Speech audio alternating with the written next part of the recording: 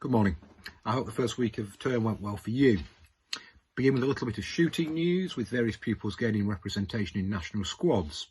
Really well done to Kira Butler and Tatiana Peters, who are in the United Kingdom Cadet Rifle team touring the Channel Islands. Well done to Sarah Rorison and Emma Hunt, who are in the Great Britain Cadet Rifle team. The Athlings also touring the Channel Islands. They were going to Canada, but now they're going to the Channel Islands, unfortunately.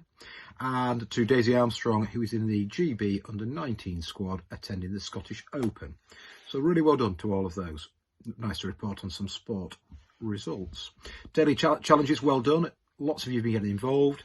My particular favourite was the photo challenge and the scavenger hunt. The photo challenge, well done to all of you, especially to Oliver Christie for his superb Heart House montage. So, week 2.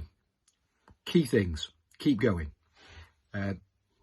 Really good start to virtual learning, really good start to working online. Your tutors, your housemasters will have been in touch, so keep talking to them, but stay in touch with each other. That's absolutely key.